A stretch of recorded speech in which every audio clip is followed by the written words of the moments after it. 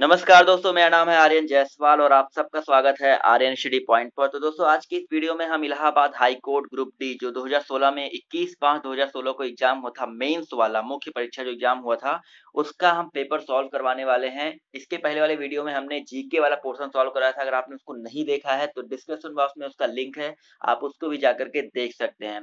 तो दोस्तों, उस वीडियो पर काफी सारे लोग कमेंट कर रहे थे, सर इसके जो अदर पोर्शन है, हिंदी के हैं, इंग्लिश के, उसको सॉल्व करवाइए। उसके साथ ही साथ कमेंट ये भी आ रहा था, सर इस ऐप का नाम बता दीजिए और ये आपने कहाँ से डाउनलोड किया है, ये भी कमेंट आ रहे थे। तो मैं सब कुछ बता दूंगा, पर उसके पहले आपको कुछ मेरे लिए भी करना होगा।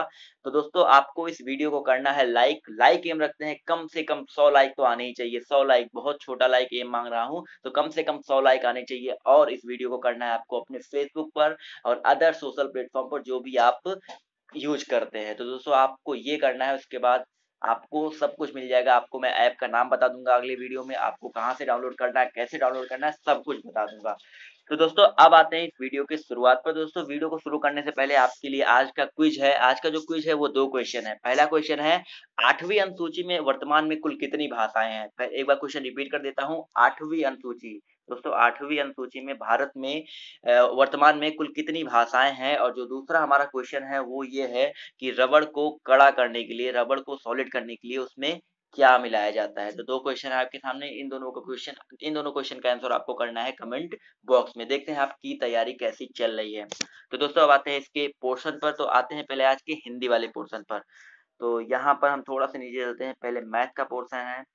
मैथ के बाद अगर हम और नीचे आते हैं तो यहाँ पर दोस्तों मैथ का ये भाग दोस्त होता है सामान्य अध्ययन। सामान्य अध्ययन मैंने इसको सॉल्व करवाया है, आप उसको जाके देख सकते हैं। इसके बाद जो हमारा आता है पोर्शन वो आता है दोस्तों हिंदी का। तो यहाँ पर हिंदी कहाँ से शुरुआत हो रहा है वो मैं आपको दिखा देता हूँ।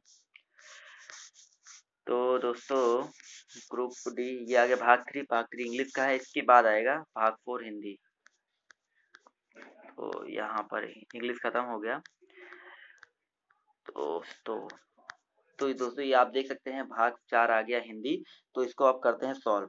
तो यहाँ पर पहले है कि निम्नलिखित गद्य को पढ़कर दिए गए प्रश्नों के उत्तर दें। तो यहाँ पर जो गद्य है वो कुछ इस तरह है। तो यहाँ पर आप पढ़ सकते हैं।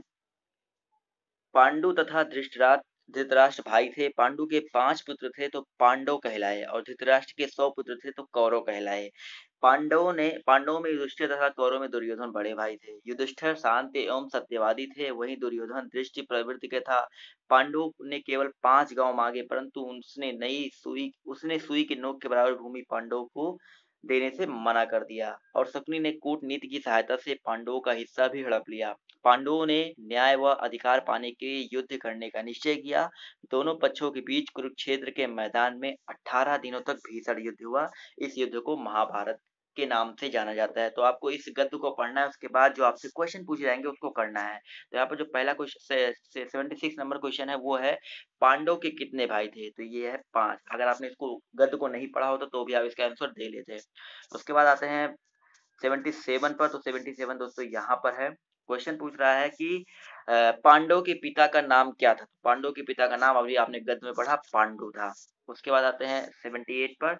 78 नंबर क्वेश्चन जो है हमारा कह रहा है धृतराष्ट्र के सबसे बड़ा पुत्र कौन था? इसीलिए कहते हैं दोस्तों, पहले गद्य को अच्छे से पढ़ लो तो आपके सारे क्वेश्चन वहीं से सॉल्व हो जाएंगे। तो धृतराष्ट्र के सबसे बड़े पुत्र कौन थे? दुर्योधन थे। उसके बाद क्वेश्चन है, कौरवों तथा पांडवों के बीच युद्ध कहाँ पर हुआ था? तो कौरवों तथा पांडवों के बीच युद्ध कुरुक्षेत्र के मैदान में हुआ था, सभी लोग जानते हैं। इस गद्यांश का उपयुक्त शीर्षक बताइए। कुरुक्षेत्र, पांच गांव, महाभारत या भीषण युद्ध। तो सब जानते हैं महाभारत के नाम से बहुत ज्यादा फेमस है, तो इसका जो ऑप्शन होगा सी वाला महाभारत वो सही हो जाएगा। इसके बाद आते हैं 81 पे। तो हमें सभी का आदर करना चाहिए, रेखांकित का विलोम शब्द बताइए। हमें सभी का आदर करना चाहिए, तो इसमें आदर शब्द जो है, आदर मतलब वो रेखांकित है, आप देख सकते हैं आदर शब्द रेखांकित किया गया है। तो आपको आदर शब्द का विलोम बताना है। तो आदर शब्द का सबसे उचित जो विलोम होता है वो होता है निरादर। अब आते हैं दोस्तों 82 पे। 82 नंबर क्वेश्चन कह रहा है दोस्तों कि आदि का विलोम शब्द क्या होगा? तो आप देख सकते हैं यहाँ पर बहुत ही सरल सरल क्वेश्चन पूछा जा रहा है। आदि का विलोम शब्द होगा अंत। इसके बाद है दोस्तों अगले क्वेश्चन पर। अगला क्वेश्चन देखिए, आप लोग ये भी पढ़े होंगे, ईद का चांद होना मुहावरे का क्या अर्थ है? तो ईद का चांद होना मुहावरे का अर्थ होता है बहुत दिनों तक दिखाई ना देना। सभी लोग कहते हैं कि ईद का चांद होना मतलब, ईद का चांद मतलब होता है कि आप सब जानते हैं कि ईद का चांद बहुत दिन बाद आता है, 1 साल बाद आता है, तो वही होता है ईद का चांद होना बहुत दिनों बाद दिखाई देना। 84 नंबर क्वेश्चन आप देख लीजिए। क्वेश्चन में कह रहा है सीमा कुछ छिपा रही है, लगता है दाल में कुछ काला है, रेखांकित मुहावरे का अर्थ क्या है? दाल में कुछ काला है, आप देख सकते हैं यहाँ पर रेखांकित किया गया है, तो आपको इसका अर्थ बताना है। तो दाल में कुछ काला है का मतलब होता है कुछ गड़बड़ होना। तो यहाँ पर आप देख सकते हैं पहला वाला जो ऑप्शन है कुछ गड़बड़ होना, ये आपका ये सही हो जाएगा। तो आप देख सकते हैं बहुत ज्यादा टफ नहीं आता है, ग्रुप डी में बहुत सरल आता है।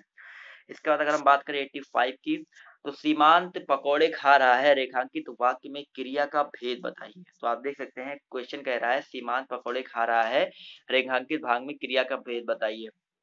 सीमांत पकौड़े खा रहा है, पहले इसमें देखिए कि क्रिया क्या है। सीमांत पकौड़े खा रहा है तो क्रिया एक सकर्मक है, क्रिया सकर्मक क्रिया है। उसके बाद जब क्रियाओं में असर कर्ता पर नहीं बल्कि कर्म पड़ता है तो वे सकर्मक क्रिया कहलाती है, और इन क्रियाओं में कर्म का होना आवश्यक होता है। जैसे सीमांत पकौड़े खा रहा है, वाक्य में क्रिया खाने का असर कर्म पकौड़े पर पड़ रहा है, तो ये जो हमारा वो होगा क्वेश्चन होगा, जो इसका आंसर होगा वो क्या हो जाएगा, सकर्मक। इसको मैंने पहले बता दिया था कि सीमांत पकौड़े खा रहा है में इसमें कौन सी क्रिया होगी, क्रिया का भेद कौन सा होगा, सकर्मक। अब आते हैं दोस्तों अगले क्वेश्चन पे। अगला क्वेश्चन कह रहा है कि गंगा हिमालय से निकलती है, रेखांकित कारक का नाम बताइए। फिर हे से जो होता है देखिए, संज्ञा के जिस रूप से एक वस्तु का दूसरी वस्तु से अलग होना पाया जाए वहां अपादान कारण होता है। तो यहाँ पर देखिए गंगा हिमालय से निकलती है, यहाँ से गंगा जो है हिमालय से अलग हो रही है, इसीलिए यहाँ पर अपादान कारण हो जाएगा। इसके बाद आते हैं दोस्तों 87 पर। 87 नंबर क्वेश्चन कह रहा है रवि रोज मंदिर जाता है, वह ईश्वर को मानता है, रेखांकित अंश के लिए एक शब्द बताइए। ईश्वर को मानना, ईश्वर को मानना देखिए यहाँ पर ऑप्शन क्या क्या दिए हैं, पुजारी है, पंडित है। उसके बाद अगर आगे आए तो ऑप्शन क्या क्या है, थोड़ा सा ऊपर, आस्तिक है, ब्राह्मण है। तो यहाँ पर जो ईश्वर को मानना, देखिए ईश्वर को ना मानना नास्तिक होता है, ईश्वर को मानना आस्तिक होता है। तो हमारा जो सी वाला ऑप्शन हो जाएगा ये सही हो जाएगा। इसके बाद क्वेश्चन कह रहा है, तो बड़ा कर देता हूँ, क्वेश्चन कह रहा है कठोर परिश्रम का परिमाण। क्वेश्चन नंबर 88 कह रहा है कठोर परिश्रम का परिमाण आंखों के सामने था, रेखांकित अंश के लिए एक शब्द बताइए। तो रेखांकित अंश क्या है हमारा, कि परिणाम आंखों के सामने, परिणाम आंखों के सामने मतलब हमारी आंखों के सामने क्या था, प्रत्यक्ष था। तो हमारा जो ये सी वाला ऑप्शन हो जाएगा वो सही हो जाएगा। क्वेश्चन नंबर 89 पर आते हैं। 89 नंबर क्वेश्चन है जिसका कोई आकार ना हो एक शब्द बताइए। जिसका कोई आकार ना हो वो क्या होता है, निराकार होता है, इसका कोई आकार ही नहीं होता, तो हमारा डी ऑप्शन सही हो जाएगा। क्वेश्चन नंबर 90 पे आते हैं। क्वेश्चन नंबर 90 कह रहा है दोस्तों जिसका संबंध इतिहास से हो के लिए एक शब्द बताइए। जिसका संबंध इतिहास से हो वो ऐतिहासिक होता है, इसलिए हमारा ए वाला ऑप्शन सही हो जाएगा। क्वेश्चन नंबर 91 पे आते हैं। क्वेश्चन नंबर 91 कह रहा है दोस्तों निम्नलिखित वाक्य में रिक्त स्थान की पूर्ति के लिए उपयुक्त शब्द बताइए। देखो, मेहनत करो फेल हो जाओ, मेहनत करो और फेल हो जाओ तो ये होगा नहीं। मेहनत करो अन्य, देखो यहाँ पर ऑप्शन ध्यान देना है, मेहनत करो और फेल हो जाओ अच्छा नहीं लग रहा, मेहनत करो कोई फेल होगा, मेहनत करो अन्यथा फेल हो जाओ ये सही हो सकता है, कि मेहनत करो अन्यथा फेल हो जाओ, मेहनत नहीं करोगे तो फेल हो जाओगे, तो हमारा जो ये बी वाला ऑप्शन हो जाएगा ये सही हो जाएगा। इसके बाद आते हैं क्वेश्चन नंबर 92 पे। क्वेश्चन नंबर 92 कह रहा है दोस्तों रमा मोटी है, मतलब यहाँ पे भी करना है निम्नलिखित वाक्य में रिक्त स्थान की पूर्ति के लिए उपयुक्त शब्द बताइए। रमा मोटी है और रैना पतली है। देखिए यहाँ पर ऑप्शन आ रहा है रमा मोटी है अन्यथा रैना पतली है, ये नहीं है। रमा मोटी है परंतु रैना पतली है, या तो किंतु, यहाँ पर दोनों जो है ये वर्ड है, और बी और सी, रैना रमा मोटी है परंतु रैना पतली है, रमा मोटी है किंतु रैना पतली है, दोनों वाक्य यहाँ पर सही बैठ रहे हैं, तो इसका ऑप्शन बी एंड सी दोनों सही हो जाएगा। क्वेश्चन नंबर अब आते हैं दोस्तों 93 पर।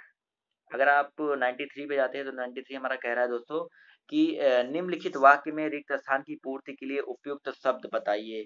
पेड़ डॉट डॉट डॉट कोई सो रहा है, तो पेड़ के नीचे कोई सोता है भाई, पेड़ के ऊपर कोई सोता है, यही तो होता है। यहाँ पर देख लीजिए, यहाँ पर के नीचे का ऑप्शन आ रहा है, और जो तीनों ऑप्शन है वो बिल्कुल इस पे बैठ नहीं रहे। जैसे पेड़ के अंदर तो कोई सोएगा नहीं, पेड़ के यहाँ कोई सोएगा नहीं, या पेड़ के किनारे या नदी किनारे होता है, पेड़ किनारे थोड़े ना होता है। अब आते हैं क्वेश्चन नंबर 94 पे। क्वेश्चन नंबर 94 कह रहा है निम्नलिखित में से कौन सा वाक्य अर्थ की दृष्टि से सही है।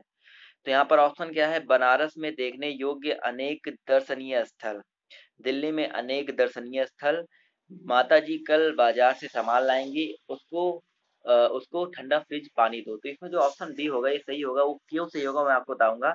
कि देखिए यहाँ पर आप पढ़ सकते हैं, यहाँ पर दिल्ली में अनेक दर्शनीय स्थल है, वाक्य अर्थ की दृष्टि से सही है। विकल्प ए में देखने योग्य और दर्शनीय दोनों में से कोई एक विशेषण प्रयुक्त होगा, और विकल्प सी में क्रिया लाएगी के स्थान पर लाएंगी प्रयोग होना चाहिए, जबकि विकल्प डी में विशेषण ठंडा प्रयोग के स्थान पर फ्रिज के लिए नहीं बल्कि पानी के लिए प्रयुक्त होना चाहिए। इसीलिए जो हमारा ऑप्शन वाला वो दिल्ली में अनेक दर्शनीय स्थल है वो सही हो जाएगा। अब आते हैं क्वेश्चन नंबर 95 पे। 95 कह रहा है दोस्तों, निम्नलिखित वाक्यों में क्रिया विशेषण संबंधित अशुद्धि बताइए।